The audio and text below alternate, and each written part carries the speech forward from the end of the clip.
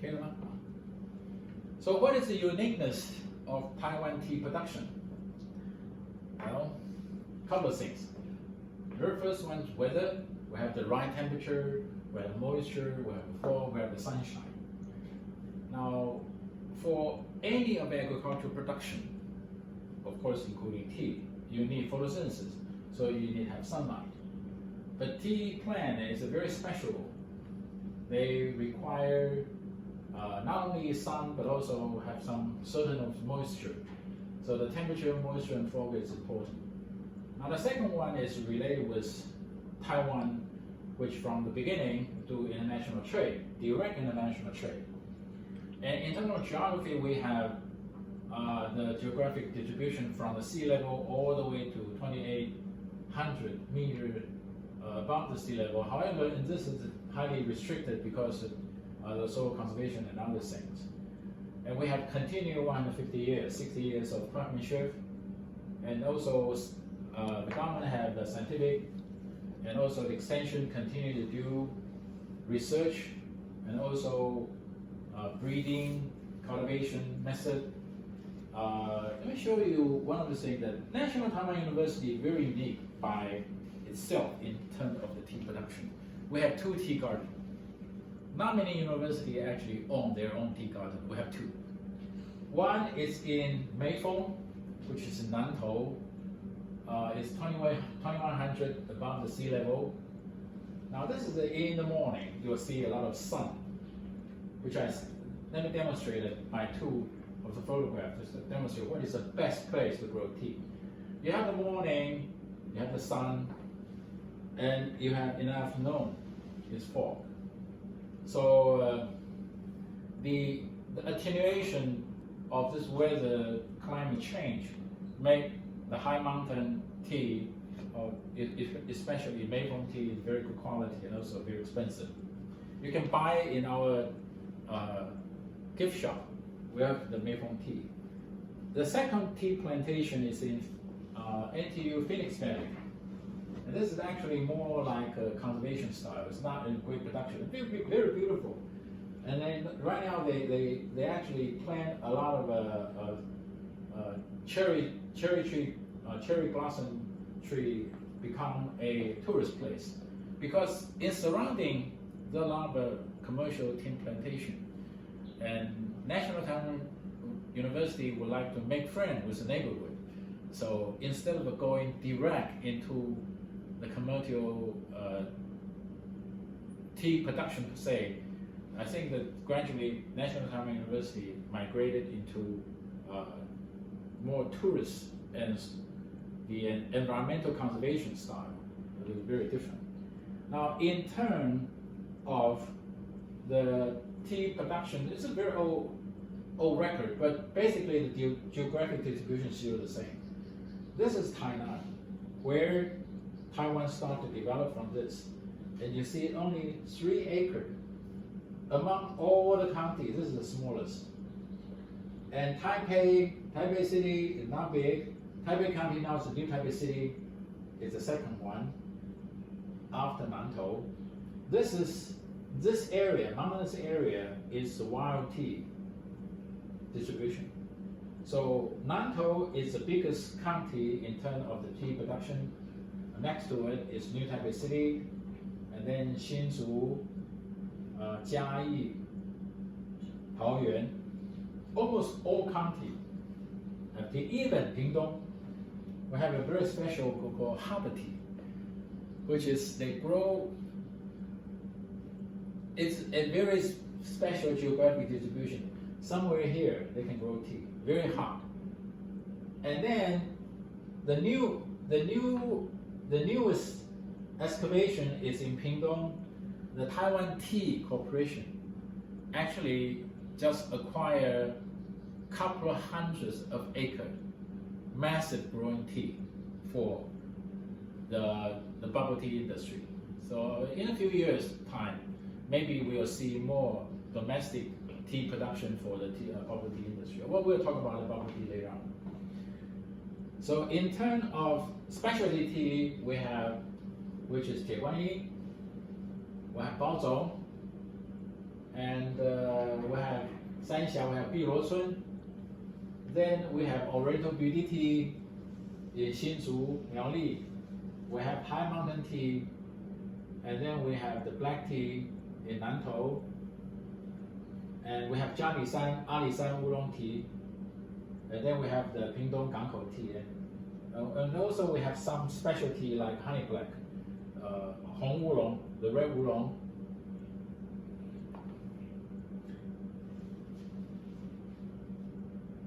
This is a summarized chart for different tea processing.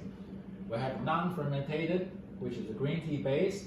This is a little bit etiolation, not fermentation, etiolation. So I have the yellow tea here.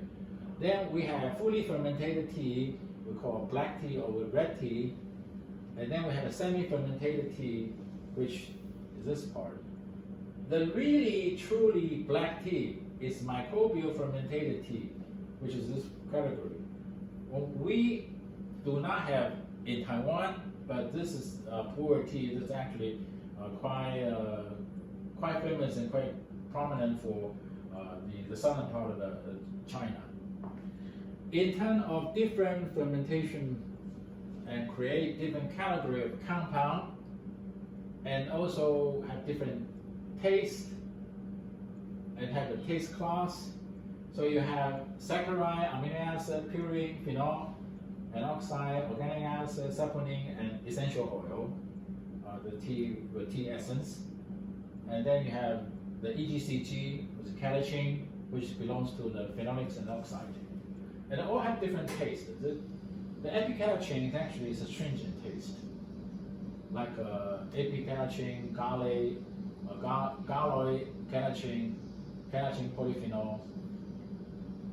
So all these contribute the color, the flavor, and then also the functionality. The most functional, widespread mentioned is the catechin, which is a flavonoid structure. So you have this basic structure of flavonoid, and then you add a garlic acid to it. So the EGCG is epigallocatechin garlic, which is this one. Now the monomer of it, so you have the garlic acid is the garlic also.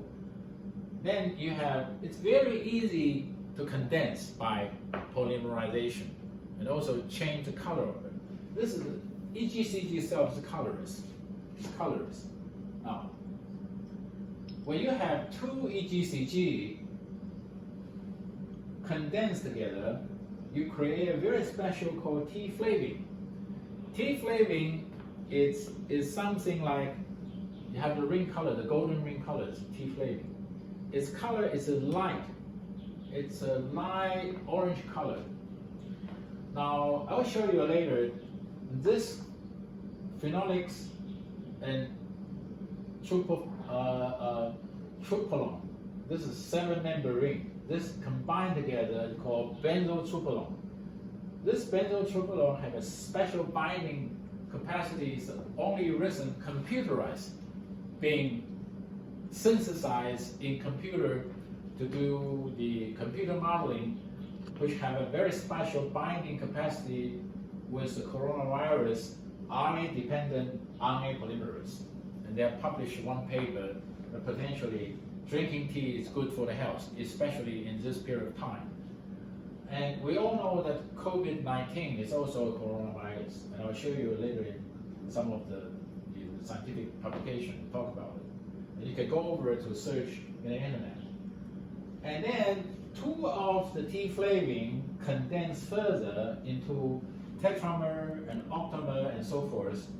And then the color turned from orange to red. It's called tea rubigine. Now, if you have a low concentration of the tea rubigine, it's red. So that's why the tea called in China, we call it red tea. But if you have more pigment condensed in high concentration, become very dark, then become the black tea.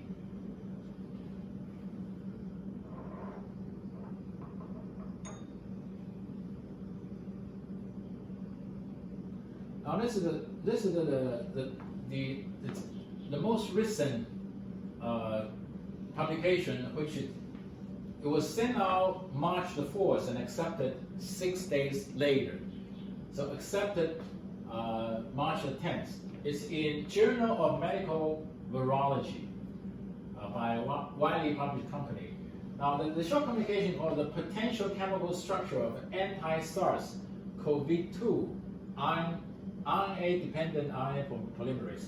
It basically summarized that because the outbreak of the COVID-19 in Wuhan, and then for coronavirus, the generic RNA-dependent RNA polymerase is an important protease which catalyzes and replicates RNA from RNA template. And then it's attractive therapeutic target that if you can bind it and inhibit or hinder its polymerization.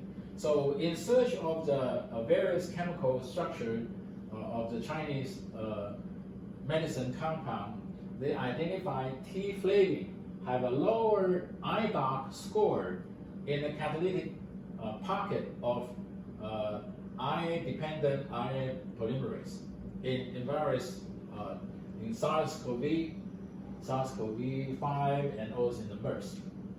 However, they will not be able to do the COVID-19 yet, because of computer modeling. But generically, coronavirus have similar RNA-dependent RNA polymerase. So potentially, this is one interesting thing.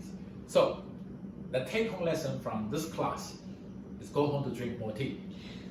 And drink more Taiwan oolong tea or Taiwan Baozong tea. Now the other beneficial effect of the catechin, including antioxidants, which is from my old presentation, we talk about the very good antioxidants for lipid, better than BHA, BHT, and vitamin E. It's a good coloring protection agent. The free radical scavenger, scavenge a lot of the free radical.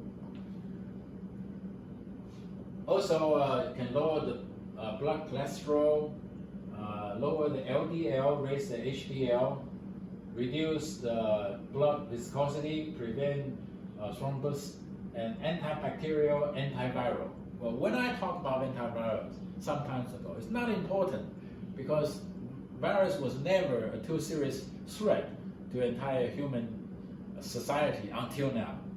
So right now, a lot of people start to do analysis. The good part of it is if the computer simulation is valid, then the biggest hindrance of taking tea is not exist because we've been drinking tea for thousands of years. So safety, in the safety regard, is not a regard. It is very safety thing to do. So before any more convincing or solid scientific validation of the claim, even now it's computer simulation, but I think it never hurt. So if you drink more tea, at least it's good for your blood and potentially good for your body in antibacterial, antiviral. And also anti-immunogenesis, anti-cancer. Now, good in a health respect is not the only reason you drink tea. There are some other reasons you drink tea. You drink tea because it's fun, because it's good to drink. Many of you come to Taiwan know this is Taiwan special, bubble tea. The creation of pearl milk tea, 春水堂. You see, it's all created by 春水堂. Now I show you later on of the healthy version of mine. This is one.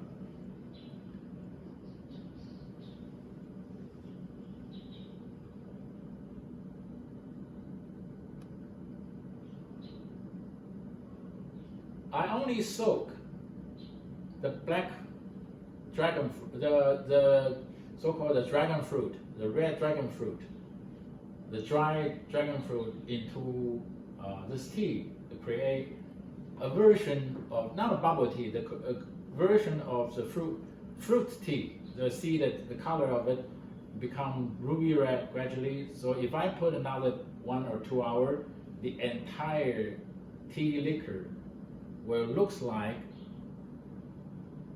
a red wine. Beautiful. And it's good to look and good to drink. This is how I make last time. So the new venture of the nature fruit tea, that you do not necessarily have to put a lot of artificial coloring agent or sweetener into tea. You can use the nature dry fruit to make your own version of tea. And I strongly recommend you to do that, especially that tea has potential protection ingredient against the virus. Now, the new venture of the tea drink from Taiwan to the entire world started exactly in 1983, May 20th.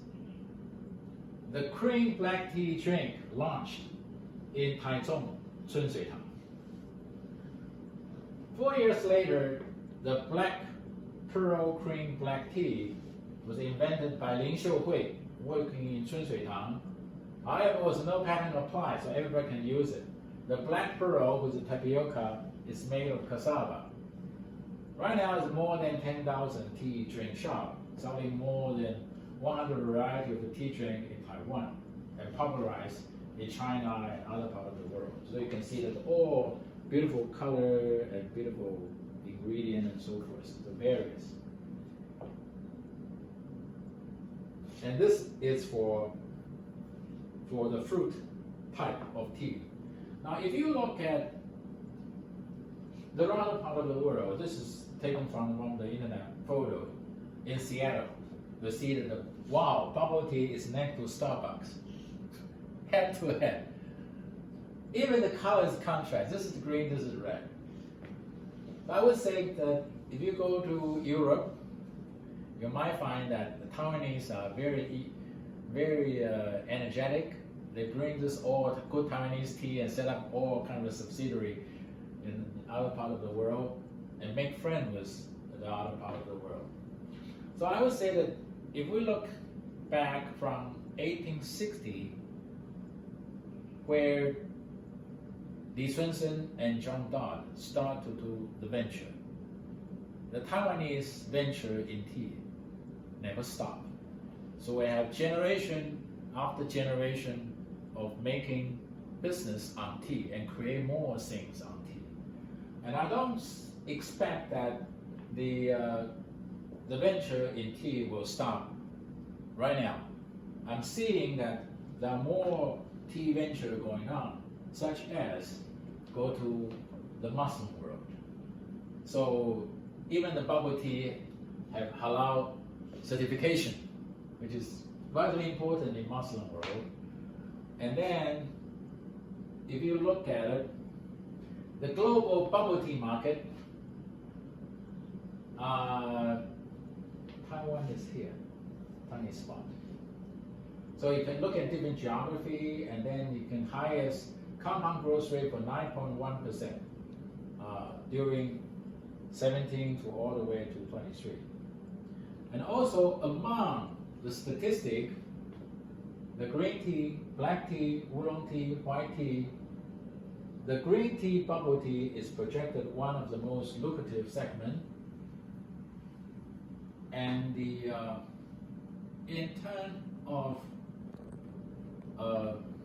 by flavor, then the fruit flavor, the grow the highest. Right now, like Yifang, they put a lot of stuff inside. It's very good to drink. I go to Yifang sometimes, but my preference is if we can make a nice to drink, good to look, and also good for the health, then potentially we can make another advantage which Taiwan have. You all came to Taiwan and you all realize one thing: we have the fabulous and cheap fruit in the world. So, to make use of this advantage, if we can make the dry fruit out of the fresh fruit, then it's easy to transport. So I make here the dragon fruit, I put inside the tea, and then make a good color of it, and it's good to drink. So I think this it's a good venture just start. And let me show you one more example. This is a Taiwanese lady went to Paris and set up the tea store in Paris on all different kind of tea and using exactly the same smelling protocol. And I cannot pronounce that French, but basically it's in Paris, and very modern. Use the same kind of the dual cup protocol introduced in Paris. Invite the wine taster and smell it. They were fascinated by this kind of approach and smell various fragrance of Taiwanese tea. And she even have a special recipe, combine specialty tea with specialty food like cheese and whiskey. So very creative. So the creativity of Taiwanese tea extension never stopped. I had the privilege and the honor to be invited to the Global Tea Initiative, the second Global Tea Initiative in UC Davis, 2017, to give a talk on Taiwan tea to the world, scientific and cultural quest of Taiwan tea, aroma and taste. It was in that YouTube presentation I talk about John Dodd, and I make two little mistakes. I want to correct that once more. He's not Scottish, he's British, guaranteed Swedish. And also, I correct the picture of it. And I also have the privilege to invite the fourth generation of John Dodd's offspring, Ron Dodd.